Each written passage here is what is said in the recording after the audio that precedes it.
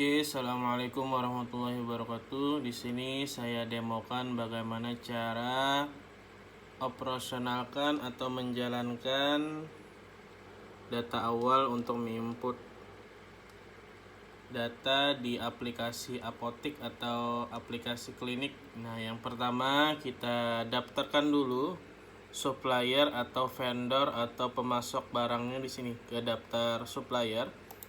Nah, setelah itu tekan tambah. Nah, di sini kita isi misalkan pemasok barangnya atau vendor barangnya, ngambil barangnya dari mana, kita isi misalkan dari PT, misalkan PT Berkah contohnya seperti ini. Oke, alamat ini boleh diisi, boleh tidak, opsi aja. Jadi yang diisi nama ini, nama pemasok. Kalau yang ini boleh diisi, boleh tidak. Nah, jadi langsung disimpan. Nah, kalau mau nambah lagi tekan tambah. Oke, seperti itu cara pengisian daftar supplier. Ini boleh dibatalkan. Exit. Oke. Nah, setelah itu step kedua, cara pengisian atau registrasi item barangnya di sini ke daftar stok. Nah, setelah itu tekan tambah. Nah, di sini ada kolom kode barang. Nah, di sini saya contohkan kode barang yang sudah ada tertempel di barcode label di item barangnya di sini. Yang ini kita masukkan ya. Misalkan di sini 899 58 58 192 620. Nah, seperti ini. Oke. Nah, ini nanti kalau ada scannernya bisa langsung ditembak di sini. Nah, jadi bisa di-scan langsung. Oke. Setelah itu baru masukkan nama barangnya Bodrek. Bodrek flu dan batuk. Oke, setelah itu nama jenisnya obat. Nah, jenisnya obat. Satuannya kita kasih keping ya. Nah, keping satuannya misalkan kode pemasoknya kita pilih di sini PT Berkah misalkan. Oke, setelah itu harga modal atau harga belinya di supplier itu misalkan per kepingnya 1.500. Nah, seperti ini. Situ harga grosir. Harga grosir ini misalkan harga partai, tapi kalau tidak ada harga grosir kita samakan aja dengan harga ecer. Harga ecer per kepingnya berapa? Oke, seperti itu caranya. Baru di sini kita kasih tanggal expirednya misalkan nih. Tanggal expirednya misalkan tanggal 11 bulan 11 2024. Nah, contoh seperti ini. Baru setelah itu langsung simpan. Nah, seperti itu cara pengisian daftar item barang. Jadi ada dua item saya contohkan. Yang pertama item barang yang ada barcode, yang kedua item barang yang tidak ada barcode-nya. Misalkan di sini kita kasih misalkan 001 seperti ini untuk item barang yang tidak ada barcode-nya. Nah, di sini kita kasih misalkan paracetamol misalkan yang tidak ada kode barangnya misalkan. Oke, kita kasih misalkan obat. Nah, jenisnya satuannya keping ya, keping. Nah, di sini pada pemasoknya kita kasih harga modalnya misalkan 3.000. Nah, harga jualnya kita samakan misalkan harga jualnya misalkan 5.000. Nah, seperti ini. Setelah itu simpan. Nah, seperti itu cara pengisian registrasi item barangnya. Oke, bisa tekan exit ini. Dan step tahap ketiga, cara pengisian jumlah barang atau misalkan belanja barang. Jadi toko atau apoteknya atau kliniknya membeli barang ke supplier atau vendor, barang masuk. Nah, di sini ke folder merah tekan ini. Nah, setelah itu kode pemasoknya kita kasih misalkan dari PT-nya misalkan atau dari pemasoknya. Nah, di sini nomor faktur biasanya ada di kwitansi barang. Kita kasih sembarang aja misalkan. Nah, seperti ini. Nah, setelah itu di sini kita kasih kuantitasnya. Kita beli berapa keping, misalkan 50 keping ya, 50. Nah, di sini ada kode barang. Kode bar nih di sini biasanya kalau ada scannernya bisa langsung di scan di barcode seperti ini. Nah, ini yang barcode-nya. Tapi misalnya tidak ada, tekan tombol C aja di kolom kode bar C. Nah, pilih nama barangnya, kita bisa ketik misalkan sudah banyak. Nah, ini bodrek misalkan, keluar, enter. Kita kasih lagi misalkan untuk paracetamol kita beli juga 50 keping misalkan. Oke. Setelah itu pilih paracetamol, keluar, dan enter. Nah, ini totalnya 225.000. Nah, di sini kita contohkan pembayarannya cash langsung ya, F6. Tekan ini. Nah, di sini seperti ini cara untuk memasukkan belanja barang atau barang masuk. Tekan selesai. Yes, kita cek di menu laporan, laporan buku besar, laba rugi, akun 511 200 yang ini.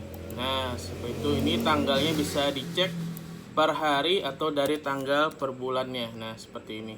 Dalam 1 bulan ya. Preview bulan Mei. Nah, seperti ini. Buku besar rincian pembelian barangnya secara global.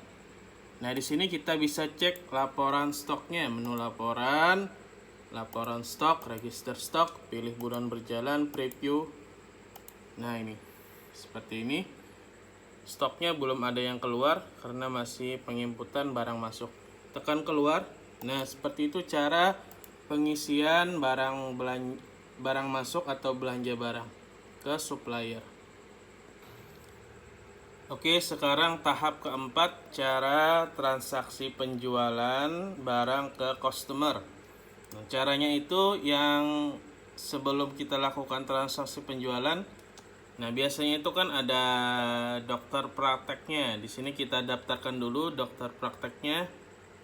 Menu transaksi, daftar sales. Nah, ini kolom daftar sales ini kita bisa modifikasi nanti apabila pihak toko yang terkait itu sudah deal, artinya sudah mau membeli aplikasi. Nah, di sini aplikasinya masih trial. Jadi kita bisa gunakan daftar sales ini dulu, nanti bisa dimodifikasi. Tekan ini. Nah, di sini kita daftarkan dulu. Misalkan nama dokternya, tekan tambah. Nah, di sini kita kasih kodenya untuk dokternya misalkan 001 misalkan. Oke, di sini dokternya misalkan kita kasih namanya itu Ahmad, Dokter Ahmad ya. Nah, di sini sekali lagi alamat opsi yang diisi itu namanya Ahmad misalkan. Ahmad. Nah, simpan. Setelah itu exit. Nah, sekarang itu baru kita daftarkan pasiennya, nama pasiennya ke daftar anggota. Nah, di sini tekan tambah. Nah, di sini kita kasih nama pasien atau nama pelanggannya atau nama customernya Ahmad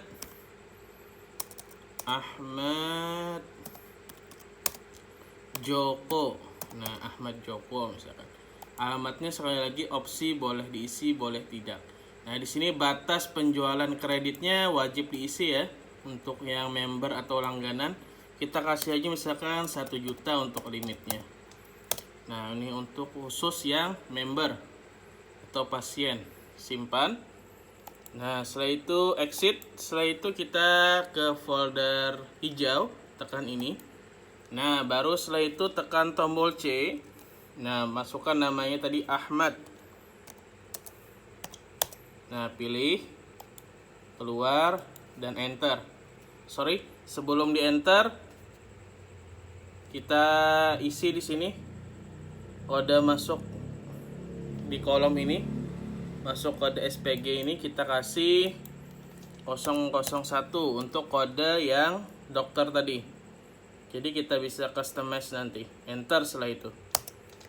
Oke, setelah itu baru kita isi, misalkan si Ahmad Joko itu ngambil obat misalkan 2 keping misalkan. Nah, 2 keping itu apa barangnya? Tekan tombol C, pilih barangnya misalkan bodrek. Nah, ini pilih barangnya, keluar enter. Nah, setelah itu dia ngambil lagi yang paracetamol, misalkan 1 jumlahnya ya, keluar enter. Nah, ini totalnya 7.500. Nah, kita kasih ini misalkan tidak menggunakan cetak stroke, hilangkan, baru bayarkan misalkan di kolom bayar 10.000 misalkan. Enter 2 kali. Nah, seperti itu kita cek selesai. Yes, menu laporan, laporan penjualan, laporan ini.